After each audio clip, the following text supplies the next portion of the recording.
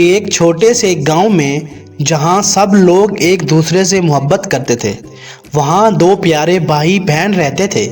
ان کا نام احمد اور آمنہ تھا۔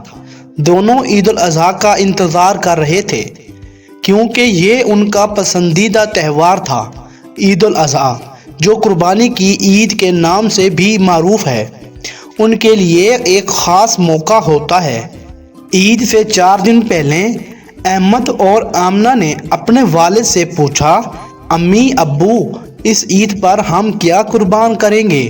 ان کے ابو جان، جو ایک محتاج شخص تھے، مسکراتے ہوئے بولے، اس دفعہ ہم ایک پیارا سا بکرا خریدنے جا رہے ہیں، تم دونوں کو بھی ساتھ چلنا ہے۔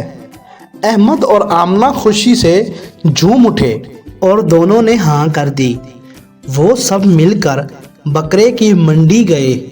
منڈی میں ہر قسم کے جانور تھے، بکرے، گائیں اور اونٹ۔ احمد اور آمنہ نے ہر جانور کو غور کر دیکھا اور آخرکار انہوں نے ایک چھوٹا سا خوبصورت سا بکرا پسند کیا۔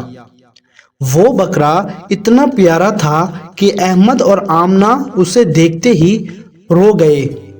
احمد نے پیار سے بکرے کے سر پر ہاتھ پھیرتے ہوئے کہا، ہم اسے عید تک اچھی طرح سے دیکھیں گے۔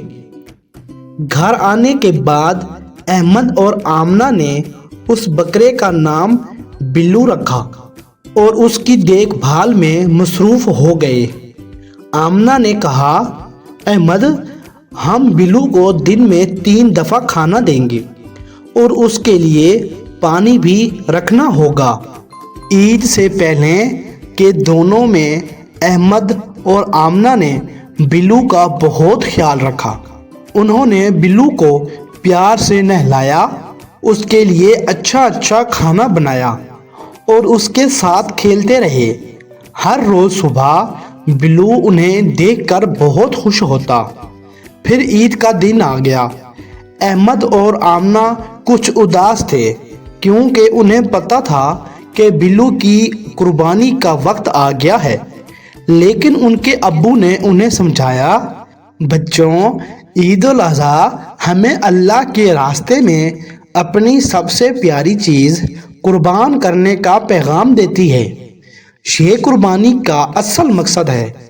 احمد اور آمنہ نے اپنے ابو کی بات سمجھ لی اور دل سے قربانی کو قبول کیا۔ قربانی کے بعد انہوں نے غریب اور محتاج لوگوں میں گوشت تقسیم کیا، جیسا کہ ان کے ابو نے انہیں سکھایا تھا۔ اس عمل سے احمد اور آمنہ کے دل کو سکون ملا اور انہیں یہ سمجھ آیا کہ اصل خوشی بانٹنے میں ہے۔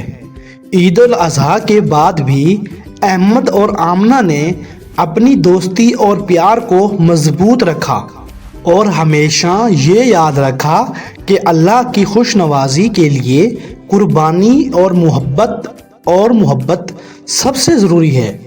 اس کہانی کے ذریعے احمد اور آمنہ نے عید الاضحیٰ کا اصل مطلب سمجھا اور اس کی روح کو محسوس کیا۔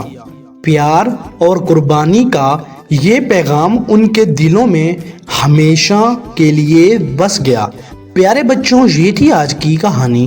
امید کرتا ہوں یہ کہانی سن کر آپ لوگوں کو بہت مزہ آیا ہوگا۔